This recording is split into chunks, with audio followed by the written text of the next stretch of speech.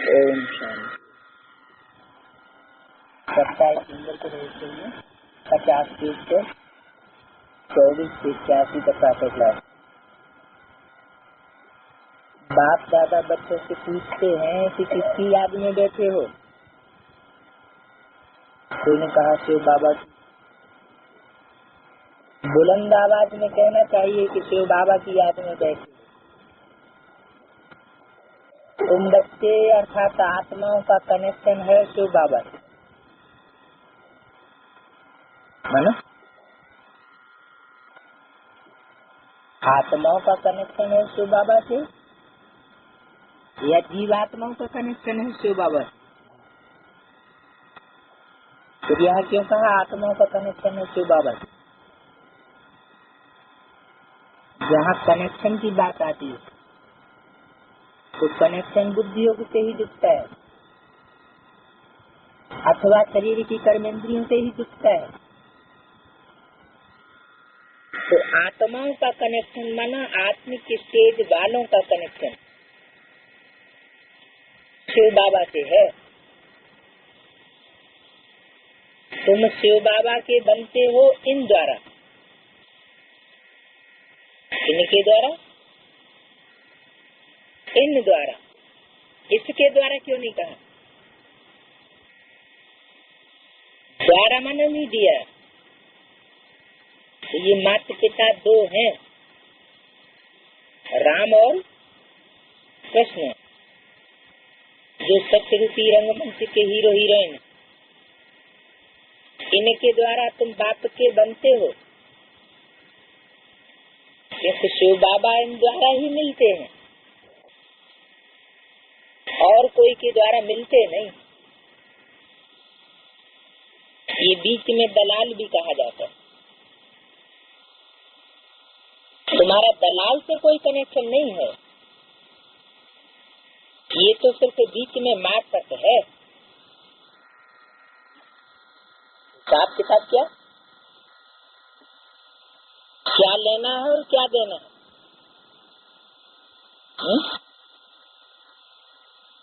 सत्संग देना है और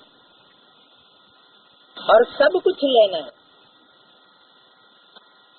तो ये हिसाब किताब ब्रह्मा की सोल से नहीं है, क्योंकि इनका भी लेन देन बाप से है। ये भी उस बाप को कहते हैं। कौन?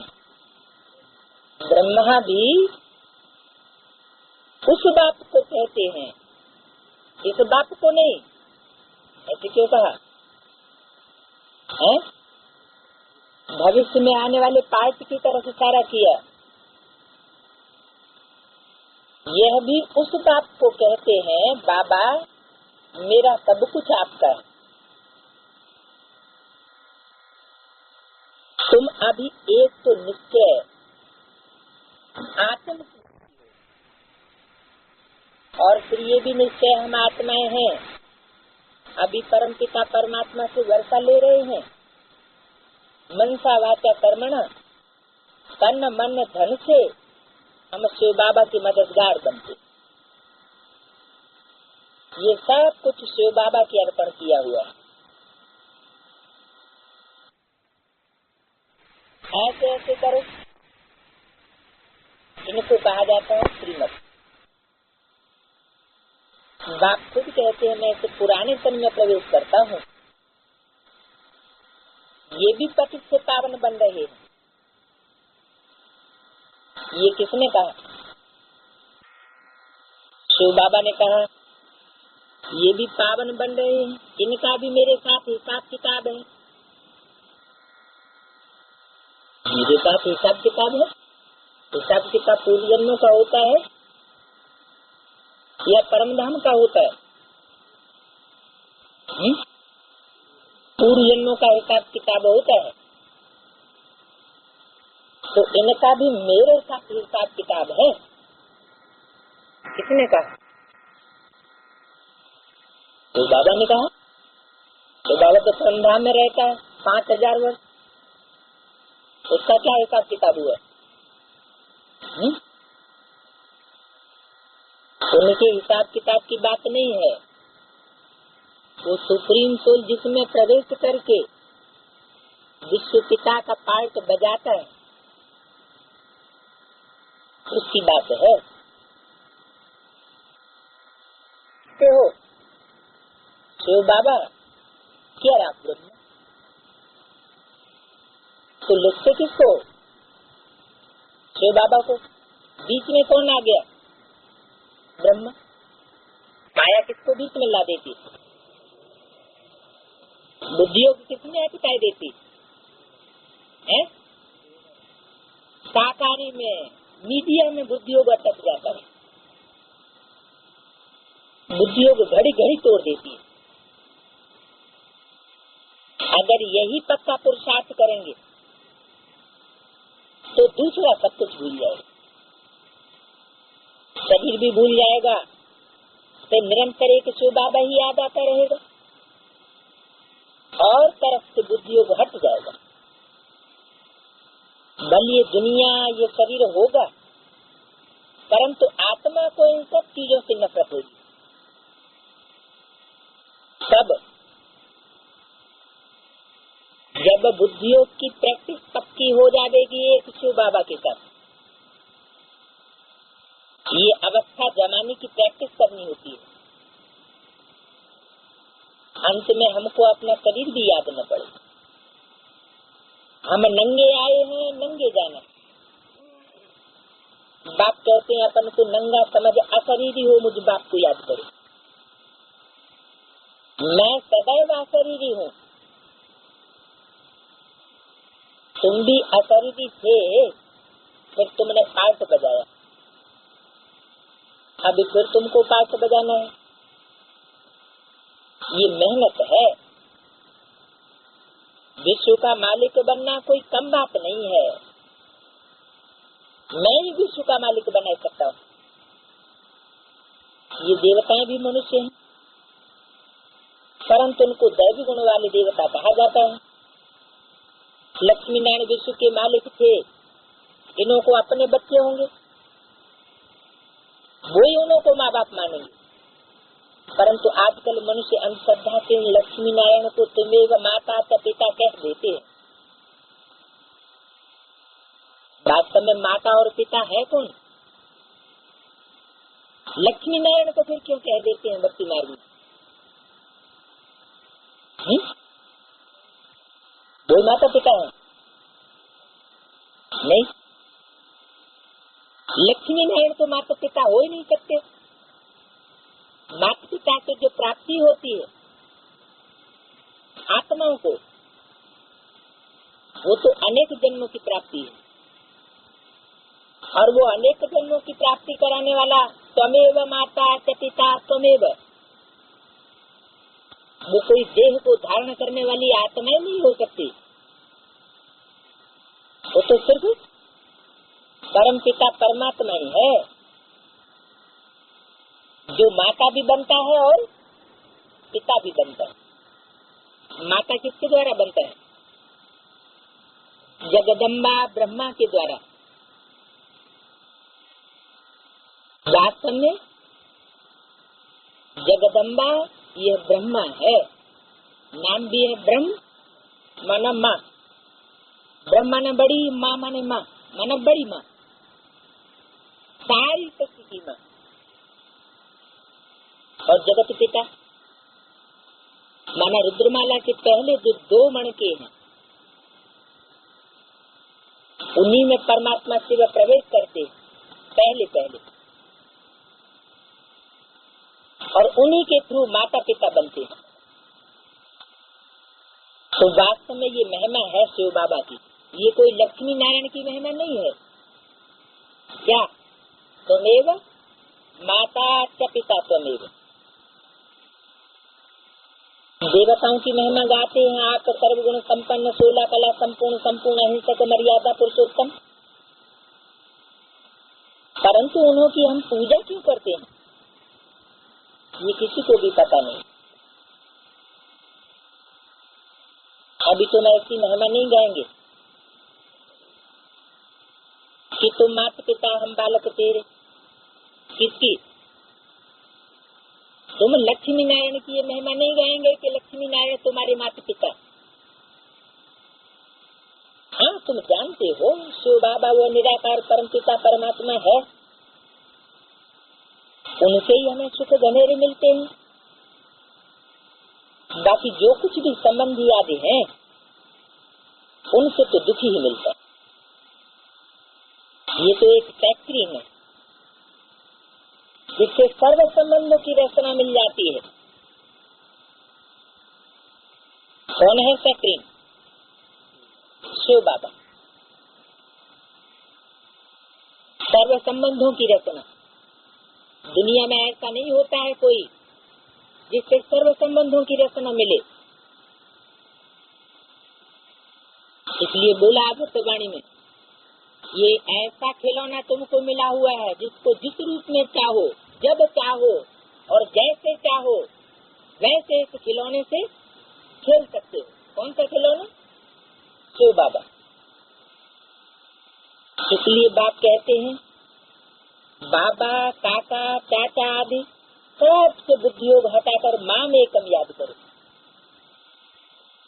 माम एकम याद करो, कोई दूजम याद नहीं करो। इसका क्या मतलब हुआ? क्या ये कहें कि एक बिंदी को याद करो, दूसरे कोई को याद नहीं करो? एक बिंदी का पता कैसे चलेगा? कैलकुलेशन क्या होगी? जो हमें निश्चय हो कि हमने उस एक बिंदु को ही याद किया, क्योंकि बिंदु बिंदु आत्मा तो सब एक जैसे। तो कैलकुलेशन का पता तब पड़ता है जब वो आकर के प्रैक्टिकल पार्ट बजाते। इसे दुनिया के कल्याण के लिए, सर्वात्मा के कल्याण के लिए कुछ न कुछ करके जाते हैं, और ऐसा करके जाते हैं जो दुनिया में कोई नहीं कर सकता। इसलिए दुनिया की हर मनुष्य आत्मा उस गॉड फादर को याद करती है। याद उसको किया जाता है जो कुछ करके जाता है। और जो भी तुम्हारे मित्र संबंधी आते हैं सब तुमको दुख देने वाले, इस जन्म के भी और जन्म जन्मांतर के भी। तुम गाते भी हो दुख हरता सुख करता, सर्व का सदगति दाता एक ही है, वही हमारा सब कुछ है। बाकी सबसे तो दुख ही मिलता है। टीचर है जो तुझको दुख नहीं देते।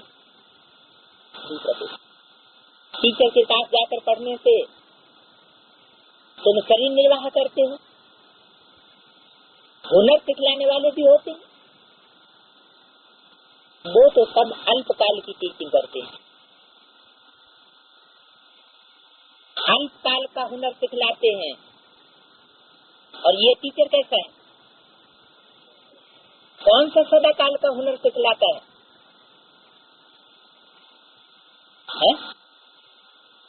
जन्म जन्मांतर के लिए कौन सा हुनर सिखलाता है? भूल गए।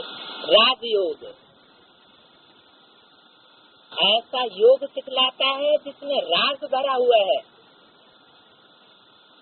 पहले तो अपनी इंद्रियों को कंट्रोल करने का राज, और फिर सारे विश्व को कंट्रोल करने का राज भरा हुआ। ये कंट्रोलिंग पावर, ये राजाई की ट्रेनिंग दुनिया में और कोई टीचर नहीं दे सकता। डॉक्टर की ट्रेनिंग देंगे, वकालत की ट्रेनिंग देंगे, और ट्रेनिंग देंगे, मास्टरी की ट्रेनिंग देंगे, लेकिन राजाई करने की ट्रेनिंग और कोई नहीं दे सकता। और वो भी एक जन्म की नहीं, जन्म जन्मांतर की। दुनिया में इतने बड़े बड़े छोटे छोटे राजाएं हुए हैं, अनगिनत तादाद। इन राजाओं को राजाई करना किसने सिखाया? कब सिखाया? जरूर ये संगम युग ही है जिसमें परमात्मा बाप आकर हर मनुष्य आत्मा को अपनी अपनी प्रारब्ध बांट, अपने अपने पुरुषार्थ के अनुसार भक्ति में भी महिमा एक राम अथवा परमपिता परमात्मा की ही करते हैं। कहते हैं सर्वथा सदगति दाता राम,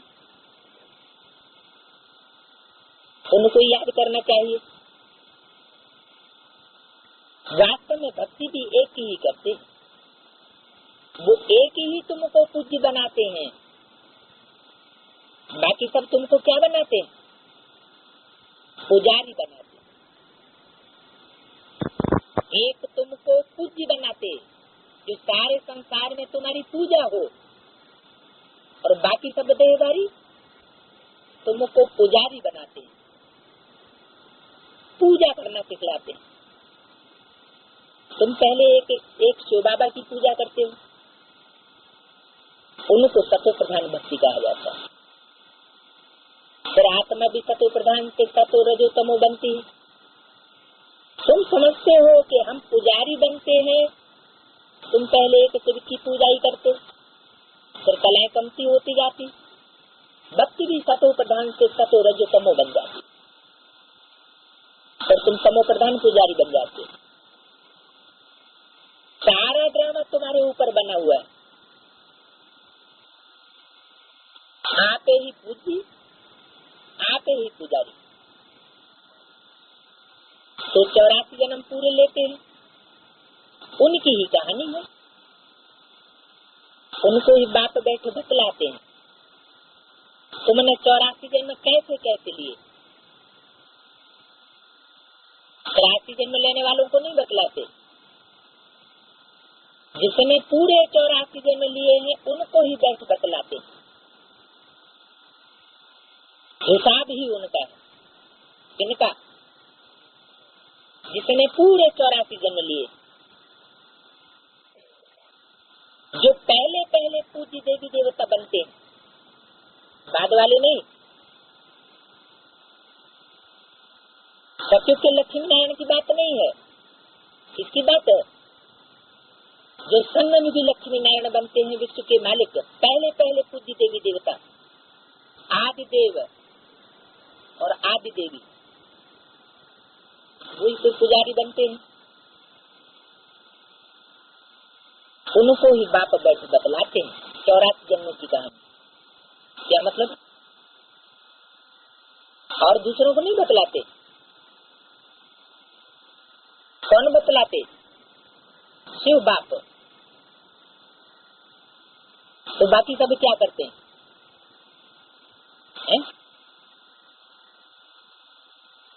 इसलिए कहते हैं कि भक्ति मार्ग में गंगा जब ऊपर से नीचे आई तो किसने धारण की? एक शंकर ने धारण की। बाबा भी मुरली में कहते हैं गॉड इज वन, तो गॉड का बच्चा भी वन कहा जाता है, क्योंकि ये परंपरा रही है कि बाप का बड़ा बच्चा ही वर्षे का हकदार बनता है। तो निराकार गॉड फादर ज्योति बिंदु शिव, उसका वर्षा क्या है? निराकार से क्या निराकारी वर्षा चाहिए? निराकार वर्षा है ज्ञान रत्नों का, और साकार वर्षा है विश्व की बात चाहिए। जो जितना निराकार बाप से ज्ञान रत्नों को धारण करता है, उतना उतना वो विश्व की बादशाही भी प्राप्त करता है, क्योंकि ये ज्ञान रतन ही आगे चल करके स्थूल रतन बन जाते। बाप कहते हैं मैं कल्प कल्प आकर तुमको पढ़ाता हूँ और देवी देवता धर्म की स्थापना करता हूँ। ऐसे नहीं किसी को पढ़ाई पढ़ा के चला जाता हूँ और देवी देवता सनातन धर्म तुम स्थापन करते रहते हो। नहीं, मैं ही आकर के देवी देवता सनातन धर्म स्थापन करता हूँ, राजयोग सिखलाता हूँ। गीता में भूल से कृष्ण भगवान वाक्य लिख दिया है। ये भूल की शूटिंग भी कहाँ से होती? संगम में होती। कृष्ण की आत्मा ब्रह्मा को ही भगवान समझ बैठते हैं कि वो ही स्वर्ग की स्थापना करने वाला है। भगवान तो एक ही होता है। ऐसे थोड़े कि कृष्ण भी भगवान तो राम भी भगवान नहीं, गॉड इज वन कहा जाता। वो तो कहते हैं ठिक्कर भिक्कर कण कण में है, परंतु ऐसे तो नहीं हो सकता कि मिट्टी की ढेले की तरह ठोकर लगे माया की और टूट जाए ज्ञान में से। ऐसे में भी परमात्मा व्यापक होता है नहीं। ज्ञान के रास्ते में विघ्न की दीवार बन करके खड़ा हो जाए, न खुद ज्ञान का प्रचार प्रसार होने दे परमात्मा के महावाक्यों का, और न दूसरों को परमात्मा के महावाक्य उच्चारण करने दे, बोलने दे और समझने समझाने दे। ऐसे भीतर बुद्धियों में परमात्मा का प्रवेश नहीं होता। उन्होंने तो कण कण में बता दिया। कण कण की क्या वैल्यू है?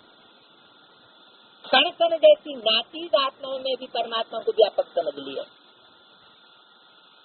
परंतु ऐसे नहीं हो सकता। भगवान की तो महिमा अपरम अपार है। कण कण की कोई महिमा होती है क्या? मिट्टी के ढेले की भी कोई महिमा होती है क्या? कहते हैं हे बाबा तुम्हारी गतिमति न्यारी, अर्थात तुम्हारी जो श्रीमत मिलती है गति सदगति के लिए वो वंडरफुल है। गतिमति मानी, मति माना बुद्धि और गति माना चाल। तो परमात्मा को कहते हैं कि तुम्हारी चाल और तुम्हारी मति, तुम्हारी बुद्धि देवताओं से भी न्यारी है, तो मनुष्यों से भी न्यारी है, तो असुरों से भी न्यारी। क्योंकि तुम्हारी जो मत मिलती है वो सदगति करने के लिए वंडरफुल मत है, कोई की बुद्धि में बैठ नहीं सकता कि परमात्मा की गतिमति क्या है जब तक वो खुद आकर के न समझाए। बाप जब सन्मुख आए तब बच्चे भी समझ सके। बच्चे कौन से? वही 84 जन्म लेने वाले, सन्मुख बैठने वाले। क्योंकि जो सन्मुख नहीं बैठ सकते बीच में ही छोड़ करके चले जाते, दूसरों के बन जाते, दूसरे खेमे में चले जाते, वो तो परमात्मा बाप की बात समझ ही नहीं सकते, क्योंकि आत्म की स्टेज में नहीं। बाप तो कहते हैं कि मेरे पास वही बच्चे ठहर सकेंगे, वही रह सकेंगे जो पूरे मरे हुए होंगे देह अभिमान। इसलिए रोज मुरली में बताते हैं कि रूहानी बाप रूहानी बच्चों को बैठ समझाते, गाते भी है सर्व का सदगति दाता परम पिता परमात्मा। तो बुद्धि ऊपर में जाती है, दुख के टाइम उनकी ही याद आती है। अगर राम सीता बुद्धि में हो फिर तो सारा रामायण बुद्धि में आ जाए। तुम तो पुकारते ही हो उसे एक बाप को, सिवाय एक बाप के कोई भी साकारी मनुष्य व आकारी देवता से बुद्धि नहीं लगानी। पतित पावन एक ही है। कोई भी सत्संग में जाकर यही गाते हैं पतित पावन सीताराम, तो कुछ भी नहीं समझते। ये सब है भक्ति मार्ग का ज्ञान। फाउंडेशन कहाँ पड़ता है? ज्ञान मार्ग में। संगम युग में ये फाउंडेशन पड़ता है। जो भक्ति मार्ग में गाते हैं पतित पावन सीताराम, पतितों को पावन बनाने वाले कौन? सीताराम। कौन है सीताराम? फर्स्ट क्लास सीता कौन है? ब्रह्मा। और राम माना राम और कृष्ण जिनको एडम ईव कहा गया है, आदम और हवा कहा गया है, वही वास्तव में सच्ची रूपी रंगमंच के हीरो हीरोइन है। तो भक्ति मार्ग में तो सिर्फ गाते रहते हैं गीत, अर्थ कुछ भी नहीं समझते। ज्ञान मार्ग कहा ही जाता है समझ के मार्ग को। ज्ञान माना समझ, सिर्फ गीत नहीं गाना। भक्ति मार्ग में सब रावण की जेल में। अभी बुद्धि में आता है भक्ति की कितनी सामग्री है। इस समय तुमको कुछ नहीं करना। भक्ति मार्ग में ढेर सामग्री इकट्ठी करते हैं। ज्ञान मार्ग में जब ज्ञान में परिपक्व स्टेज हो जाए तो ज्ञानी को कोई भी सामग्री, कोई भी टाल मटोल इकट्ठी करने की दरकार नहीं है। क्योंकि जब बुद्धि योग एकाग्र हो जाता है तो सब कुछ, सारा काम बुद्धि योग से होता है। विश्व की बादशाही योग बल से मिल जाती है। भक्ति मार्ग में बहुत भटकते, यहाँ भटकने की कोई बात नहीं। बात समझाते हैं बच्चों को, पॉइंट्स बुद्धि में अच्छी रीति धारण करनी, पढ़ाई रेगुलर करनी। अगर कोई सवेरे सवेरे नहीं आ सकते तो उनको दिन में आ जाना चाहिए। इसको तंग भी नहीं करना है। सारा दिन पड़ा हुआ है, कोई भी समय आकर के पढ़ना है। ये बच्चियां सुबह से लेकर शाम तक सर्विस पर हैं। सारा दिन सर्विस स्टेशन खुले हुए, ये दोपहर को बंद हो जाते हैं, 12 बजे बंद हो जाते हैं।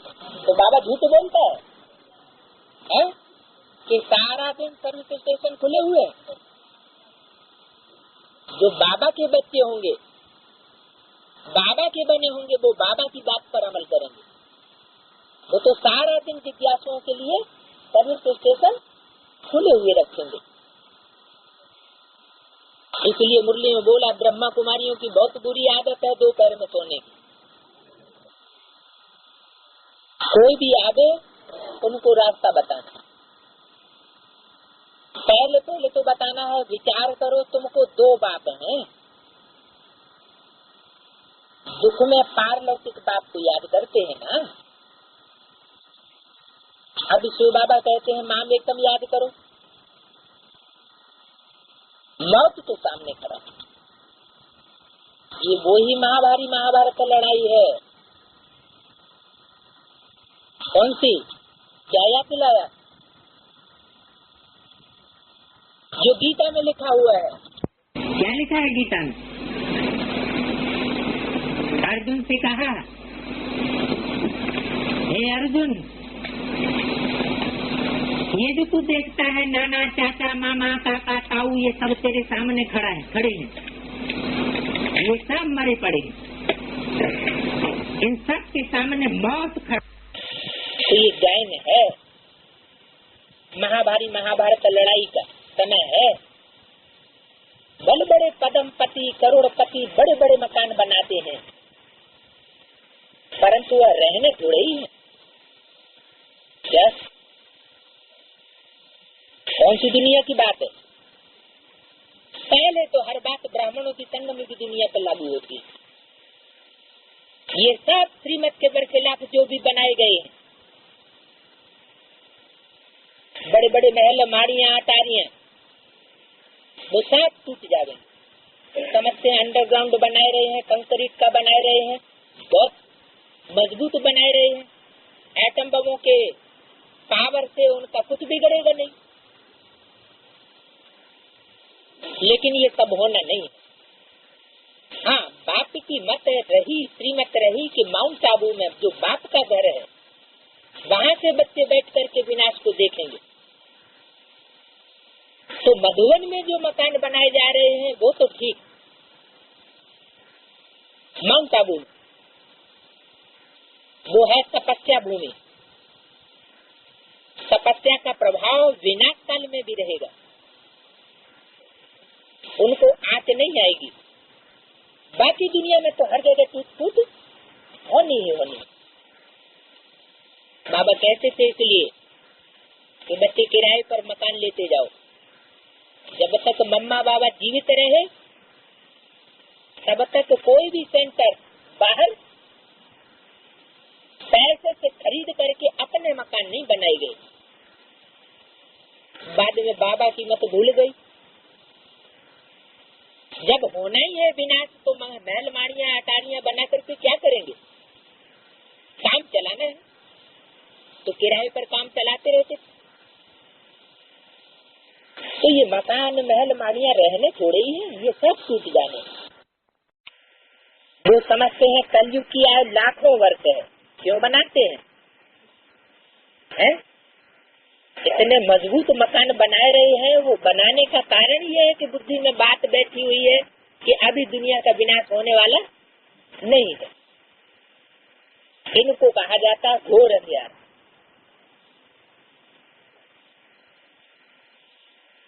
जब से ये बड़े बड़े मकान महल माड़ियां अटारियां बनना शुरू हुए तब से समझ लो घोर अंधियारा शुरू हो गया। रात्रि के 12 बजे उसी समय बाप आ जाते। उस टाइम को कहते हैं महाशिवरात्रि। घोर अंधियारा। कोई के पास पैसे हैं, पूछते हैं हम बनावे मकान बनावे? बाबा कहेंगे पैसे हैं तो भले बना लो। पैसे भी तो सब मिट्टी में मिल जाने हैं ना, तो मकान भी तुम्हारा सब मिट्टी में मिल जाएगा। हाँ, कम से कम इस जन्म में भोग तो ले थोड़ा बहुत 2-4 साल। पैसे भी क्यों लगाया? पैसे भी मिट्टी में मिल जाने हैं तो जो मकान बनाओगे वो भी तुम्हारी देह अभिमान की मिट्टी में मिल जाएगा। जिस देह की सुरक्षा के लिए, अपने देह के संबंधियों की सुरक्षा के लिए तुमने ये मकान बनाया है, वो भी इस देह अभिमान की तुम्हारी मिट्टी में ही मिल जाएगा। ये तो सब टेम्परेरी है। क्या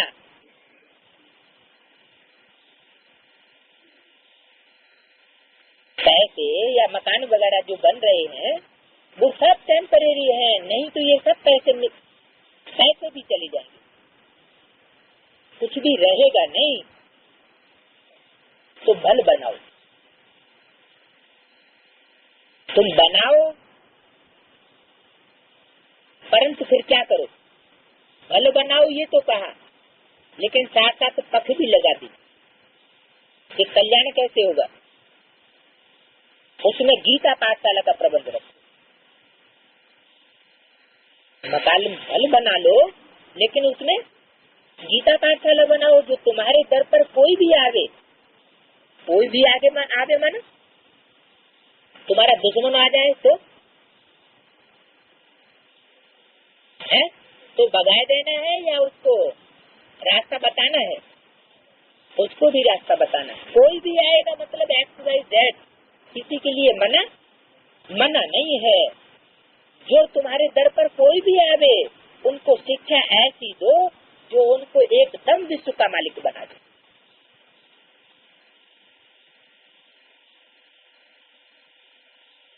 ऐसी गीता पाठशाला खोलो। गीता पाठशाला का मतलब ही क्या हुआ? गीता कौन से नाता है? गीता तो एक भगवान बाप ही की गाई हुई है, और भगवान जहाँ पाठ पढ़ाता है वो गीता पाठशाला है। तो भगवान की पाठशाला में किसी को आने के लिए मना नहीं है। अगर मना करते हो तो इसका मतलब तुमने वो गीता पाठशाला नहीं बनाई, तुमने सारा ही अपना घर बनाई। बाबा तो सिर्फ कहते हैं एक कमरा गीता पाठशाला के लिए छोड़ दो।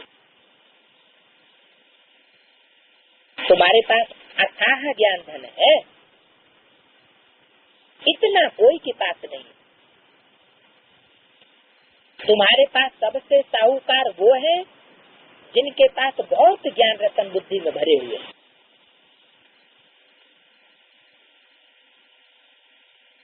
कोई भी आवे तो तुम उनकी झोली भर दो। इसलिए भक्ति मार्ग में क्या कहना है? भर दे झोली, भर दे झोली। तुम्हारे पास इतना खजाना है कि तुम सबकी झोली भर सकते हो।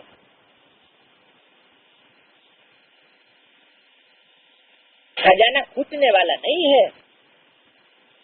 सिर्फ ये बोर्ड लगा दो, आओ तो हम आपको सदा सुखी स्वर्ग वर्षा पाने का रास्ता बता दें। परंतु बच्चों में वो नशा नहीं रहता है। यहाँ नशा चढ़ता है और बाहर जाने से भूल जाते। शौक होना चाहिए, कोई भी आवे तो उनको रास्ता बताएं जो बेड़ा पार हो। तुम्हारे पास बहुत भारी धन है। कौन सा? ज्ञान रत्नों का। कोई भी भिखारी आवे, व लखपति भी आवे, तो तुम उनको भी रतन दे सकते हो। ठीक है। बाबा यहाँ नशा चढ़ाता है, फिर नीचे जाते हैं तो सोडा वाटर हो जाता है। बाबा तुम्हारी अविनाशी ज्ञान रत्नों से झोली भर देते हैं,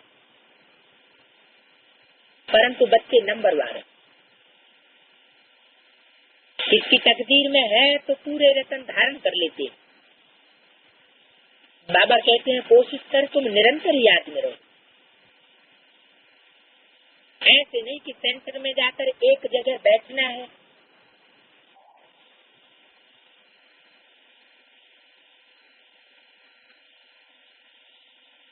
जब तक बैठ करके याद कर रहे हैं तब तक याद है नहीं। चलते फिरते जो भी समय मिले बाप को याद करते रहे। कम कार्ड बिलियार्ड, अर्थात बुद्धि का योग बाप के साथ हो। कम कार्ड माना कार्य में बुद्धि लगी रहे। ऐसे नहीं काम हाथों से करो लेकिन बुद्धि बाप में लगी रहे। बाप की याद से तुम्हारा बहुत कल्याण होगा। तुम एक जन्म के लिए साहूकार बन जाते हो। बेहद का बाप बेहद का वर्षा देते हैं। भारत स्वर्ग था, अभी नरक है। अब बाप कहते हैं मुझे याद करो तो तुम्हारी आत्मा सत्व प्रधान बन जाएगी। बाप को याद करेंगे तो नशा चढ़ेगा। हमारे जैसा धनवान शक्ति में कोई नहीं। ये नशा भी कब चढ़ेगा? जब हम बाप को और बाप की प्रॉपर्टी को याद करेंगे, उसके महत्व को जानेंगे। बाप ही याद नहीं होगा तो धन कहाँ से आवेगा? क्योंकि ये ज्ञान धन तो बाप ही देता है। बाप के सिवाय और कोई ज्ञान दे नहीं सकता। और तो सब अज्ञान ही सुनाते। स्वर्ग में तो तुम बच्चों को अपार सुख मिलता है। शास्त्रों में तो कितनी दंत कथाएं लिख दी हैं, गाते भी हैं। राम राजा, राम प्रजा, राम साहूकार है, जिये दाता, धर्म का उपकार है। ये भक्ति मार्ग में गाते हैं। फिर कहते हैं राम की सीता चुराई गई।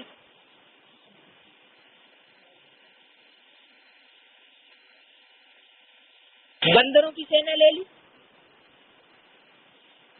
रावण को मनुष्यों की सेना दिखाई और राम को एक भी मनुष्य नहीं मिला। बंदरों की सेना ले ली। आगे खुद भी पढ़ते थे, कुछ भी समझते नहीं थे। अब कितना समझ में आता है। कितनी वंडरफुल बातें लिखी हुई है शास्त्रों में। बाप कहते हैं मुझे प्रकृति का आधार लेना पड़ता है। आधार किसका लेना पड़ता है? पड़ता है कि बात क्या है? मुझे ऐसा काम करना पड़ता है। क्या करें?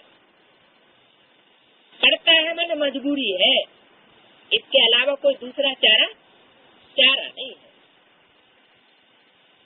प्रकृति का आधार लेना पड़ता है। क्यों? मनुष्य का आधार ले लो, प्रकृति का आधार क्यों लेना पड़ता है?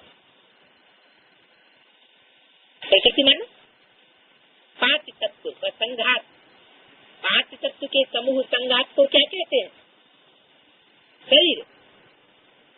5 तत्वों का जो पुतला है ये शरीर, ये प्रकृति का सबसे श्रेष्ठ नमूना।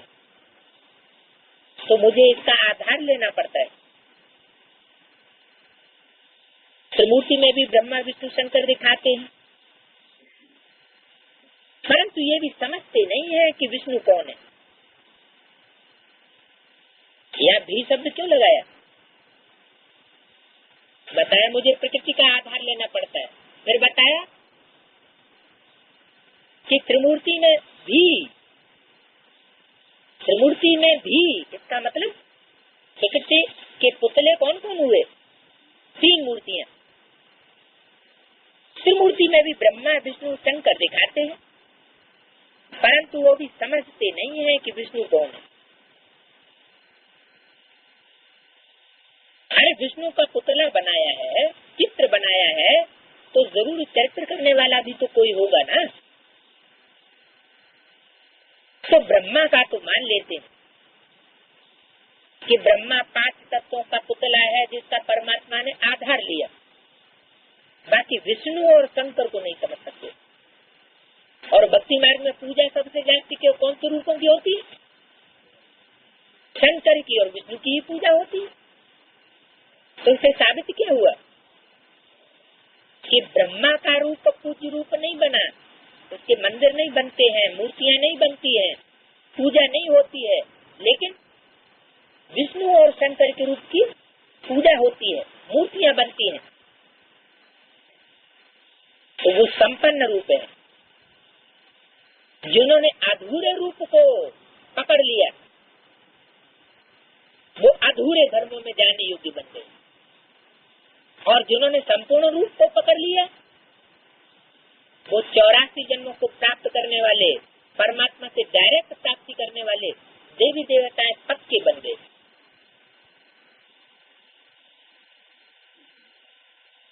तो ये समझना है कि ब्रह्मा विष्णु शंकर ये भी प्रकृति के पुतले हैं, कोई चरित्रधारी हैं। जो चरित्र होते हैं उन्हीं का चित्रण किया जाता है मूर्तियों में। ये कहाँ के रहने वाले हैं? कौन? ब्रह्मा विष्णु शंकर। विष्णु के मंदिर को नर नारायण का भी मंदिर कहते हैं।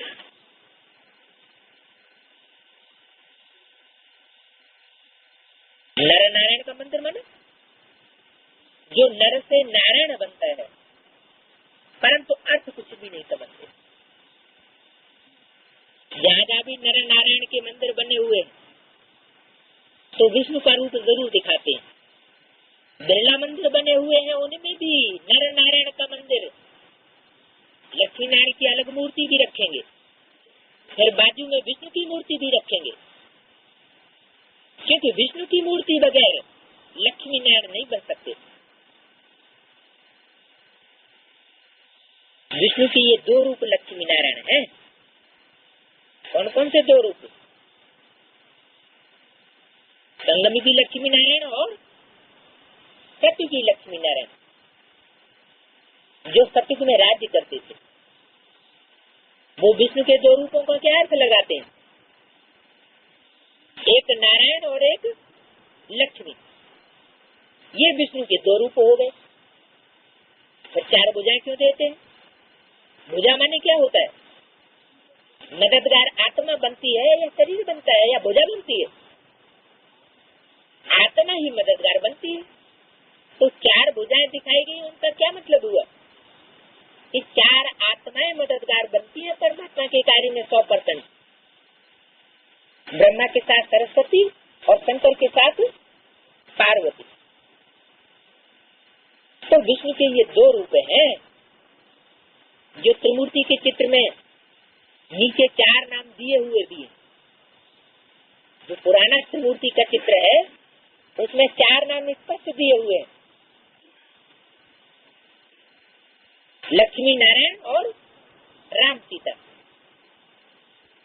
जो बाद के चित्र हैं, मम्मा के शरीर छोड़ने के बाद बनाए गए, उनमें से राम सीता का नाम हटा दिया गया, क्योंकि अर्थ को समझते नहीं। जो सतयुग में राज्य करते थे, अभी तुम मनुष्य से देवता बन रहे हो। कोई भी आवे तो बोलो ये ब्रह्मा कुमार कुमारियां हैं ना, प्रजापिता ब्रह्मा इन सब का बाप हुआ।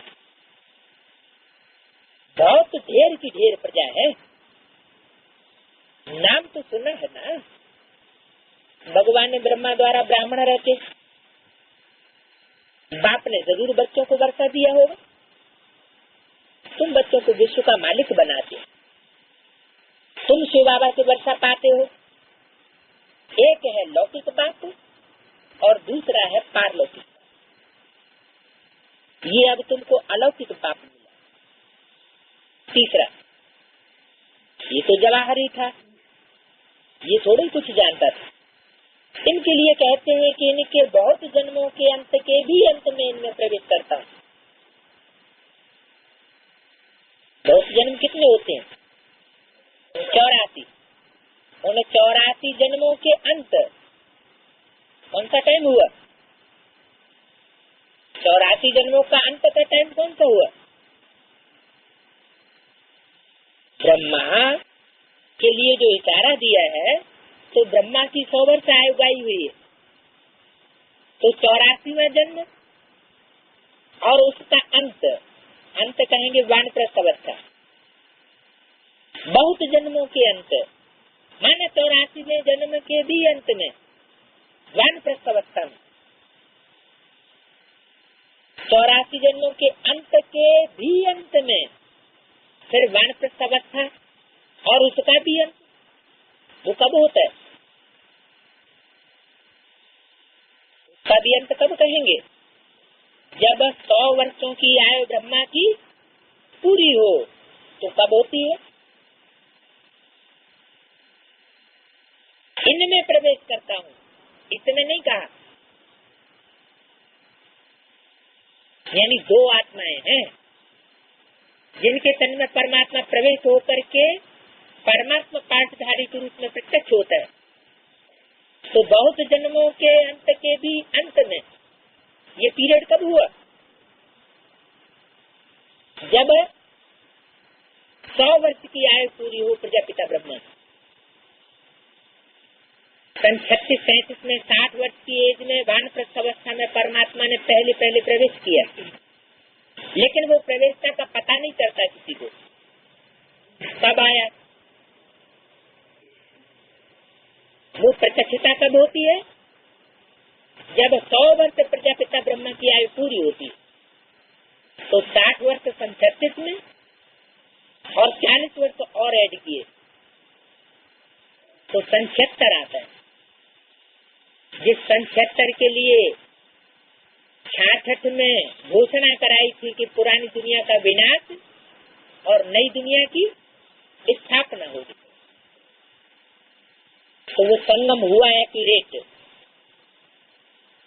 घोर अज्ञान अंधकार की रात्रि हो जाती है, जिसमें ब्रह्मा के बच्चे और ब्रह्मा दोनों ही अज्ञान अंधियारी रात्रि में आ जाते हैं। ब्रह्मा की घोर अंधियारी रात्रि में परमात्मा शिव प्रत्यक्षता रूपी जन्म लेता है। प्रैक्टिकल पाठधारी के रूप में संसार में प्रत्यक्ष होता है। पहले कौन से संसार में प्रत्यक्ष होता है? बाहर के संसार में या ब्राह्मणों के संसार में? पहले जरूर ब्राह्मण ही पहचानेंगे। वानप्रस्थी बनने का रिवाज भी भारत में है। 60 वर्ष के बाद गुरु के पास चले जाते, बाप इनमें प्रवेश करते हैं, प्रवेश करके कहते हैं अब तुमको घर चलना। साधु सन्यासी आदि जो भी है सब मुक्ति चाहते हैं, परंतु मुक्ति को भी जानते नहीं कि मुक्ति क्या चीज है। वो समझते हैं आत्मा परमात्मा में लीन हो जाती है हमेशा के लिए, वो ही मुक्ति है। लेकिन मुक्ति का अर्थ होता है छुटकारा। काहे से छुटकारा पाना होता है? दुखों से छुटकारा हर कोई पाना चाहता है। कोई सुख से छुटकारा पाना चाहता है क्या? तो दुख दर्दों से छुटकारा, जन्म जरा मरण के दुखों से छुटकारा, अगर ऐसी चीज हमको मिल जाए तो वही वास्तव में मुक्ति है। वास्तव में ब्रह्म में लीन कोई हो नहीं सकता। ब्रह्म तो जड़ तत्व है। जड़ तत्व में चैतन्य आत्मा कैसे लीन हो जाएगी हमेशा के लिए? हाँ, ब्रह्म महत तत्व रहने का स्थान है जहाँ आत्माएं रहती है, लेकिन सदा काल के लिए तो नहीं रह सकती। इस सृष्टि पर तो जरूर आना पड़े। ये तो सृष्टि का चक्र फिरता ही रहता है, सबको पार्ट बजाना ही है। कहते हैं वर्ल्ड की हिस्ट्री ज्योग्राफी रिपीट होती रहती है। ये अनादि ड्रामा बना हुआ है। 84 जन्मों का पार्ट तुमको ही बजाना, तुमको ही माने। जो परमात्मा पार्ट के सन्मुख बैठने वाली मनुष्य आत्माएं हैं, वो ही 84 जन्मों का पार्ट बजा सकती हैं। बाकी दूसरे 84 जन्मों का पार्ट नहीं बजाते। उनके जन्म कम हो जाएंगे, 83 हो जाएंगे, 82 हो जाएंगे। भले वो सतयुग में लक्ष्मी नारायण ही क्यों न बने बाद वाले, लेकिन उनके भी जन्म कम होंगे, क्योंकि पूरी पढ़ाई नहीं पढ़ते, इसलिए उनकी कलाएं भी कम रह जाती हैं, जन्म भी कम हो जाते। तो तुमको 84 जन्मों का पाठ बजाना है। ये ज्ञान का डांस होता है। वो लोग फिर डमरू दिखाते हैं, किसको? शंकर को डमरू दिखाई देते हैं कि शंकर के हाथ में डमरू था। अब सूक्ष्म वतनवासी डमरू कैसे बजाएगा? सूक्ष्म वतन में डमरू कहाँ से आ गया? सूक्ष्म वतन में तो कुछ होता ही नहीं। डमरू बजाने की बात भी कहाँ की है? ये भी संगम युग की बातें हैं। शिव का डमरू डम डम बोले, आगम निगम के भेद खोले। बाप ने समझाया है, तुम बंदर मिसल थे, बंदरों के आगे डमरू बजाया जाता है। तो तुम बंदरों की सेना ली, दिखाते हैं। डमरू का मतलब डम डम आवाज होती है तो उनकी बुद्धि हिलती है, वो नाचते हैं डमरू की आवाज पर। बुद्धि रूपी हाथ किसका होता है जो उस डमरू को पकड़ता है? परमात्मा शिव का बुद्धि रूपी हाथ उस डमरू को पकड़ता है, और डमरू दोनों तरफ बजता है, इधर भी बजेगा इधर भी बजेगा। बजाने वाली गोटी एक ही होती है और बजता दोनों तरफ है। आवाज भी सब वाद्य यंत्रों से न्यारी होती है, कहाँ मुरली की तान और कहाँ डमरू की तान। और कहते हैं जब एक टांग उठा के डांस करते हैं और डमरू बजाते हैं तब क्या होता है? और संसार में प्रलय हो जाती है, विनाश दिखाया हुआ है। तो तुम बंदरों की सेना ली है, तुम्हारे आगे बाबा ज्ञान का डमरू बजाए रहे। ये ज्ञान डांस करते हैं, मैंने तुमको ज्ञान देती। अभी तुम्हारी सूरत और सीरत दोनों ही पलटाए रहे, क्या करके? डमरू बजाए के। काम किताब पर बैठ तुम काले हो गए, बाबा फिर तुमको ज्ञान किताब पर बिठाकर सूरत और सीरत दोनों पलटा कर सांवरे से गोरा बना देते। क्या क्या पलटाते हैं? सूरत कहते हैं चेहरे को, शरीर से कनेक्टेड है सूरत, और सीरत चलन, व्यवहार। तो इसका कनेक्शन किससे है? किसका व्यवहार अच्छा हो, किसका व्यवहार खराब हो, इससे सूरत से कुछ लेना देना नहीं। सूरत किसी की खराब होगी तो भी अच्छा व्यवहार कर सकता है, और सूरत किसी की बहुत अच्छी हो वो भी खराब से खराब व्यवहार कर सकता है। तो सूरत अलग चीज और सीरत अलग चीज। सीरत का कनेक्शन है बुद्धि से। ये सब बुद्धि की ही कमाल है। जो कोई की सीरत अच्छी होती है और कोई की सीरत खराब होती है। तो दोनों ही बाप आकर के ठीक करते हैं, सूरत को भी सुधारते हैं और चलन को भी सुधार देते हैं।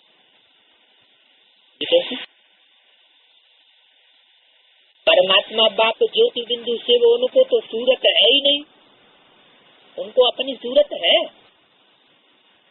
जब उनको अपनी सूरत नहीं तो दूसरों की सूरत कैसे सुधार देंगे? वो तो मन बुद्धि रूपी आत्मा है परमात्मा से, तो जो जैसा है वो वैसा ही तो बनाएगा। डॉक्टर क्या बनाएगा? डॉक्टर बनाएगा। वकील बनाएगा।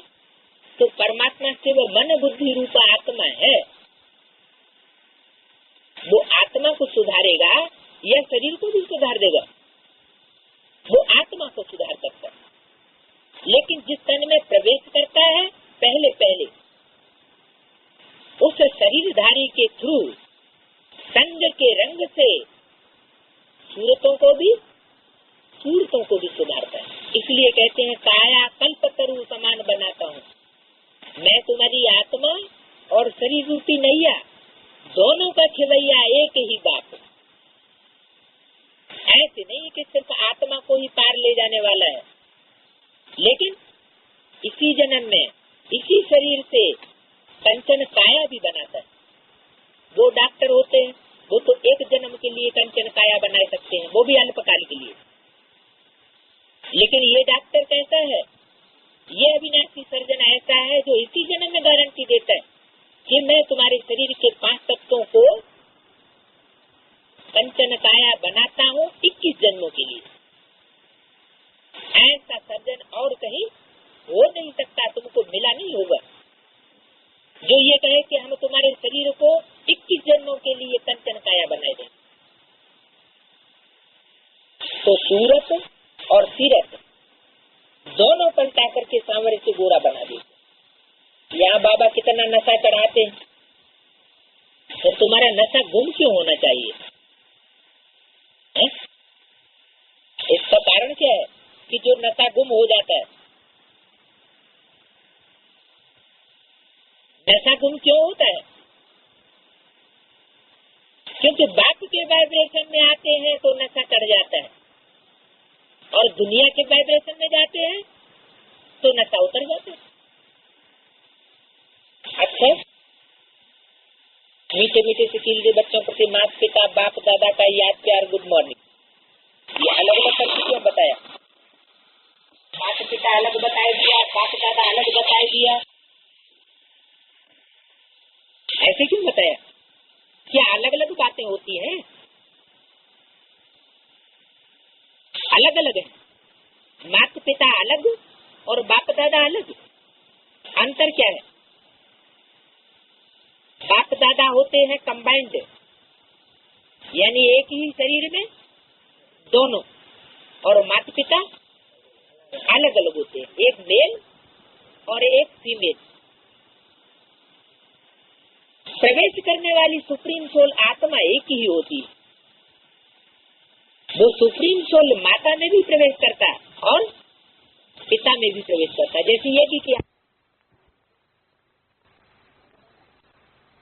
बताइए, जो नॉन सरेंडर्ड है उनको 8 घंटे तो रिजर्व है काय के लिए? शरीर निर्वाह के लिए, और बाकी 16 घंटे है 5-6 घंटे अपनी नींद करें। वैसे योगियों की नींद होनी चाहिए 4 घंटे की। कॉलेज तो कितने बचे? 12 घंटे बचे गए, इसलिए 12 घंटे में तो बहुत सर्विस हो जाएगी।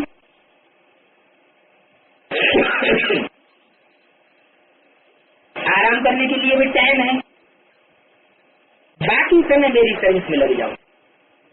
याद का चार्ट रखो, लिखते भी हैं, फिर चलते चलते फेल हो जाते। बात को याद नहीं करते हैं, सर्विस नहीं करते हैं, तो कोई न कोई रंग काम हो जाता। गलत काम कब हो जाते हैं? जब फिर ही रहते हैं। इसलिए कहा कि डबल लॉक लगाओ। डबल लॉक कौन सा? याद और सेवा। बस याद और सेवा की साथ लगी रहे और कुछ भी याद नहीं। बाप को याद नहीं करते हैं तो सर्विस नहीं करते हैं, फिर रंग काम होता रहता है। अच्छा, मीठे मीठे चिकित्से बच्चों के माता पिता बाप दादा का याद क्या? गुड मॉर्निंग, रूहानी बाप की रूहानी बच्चे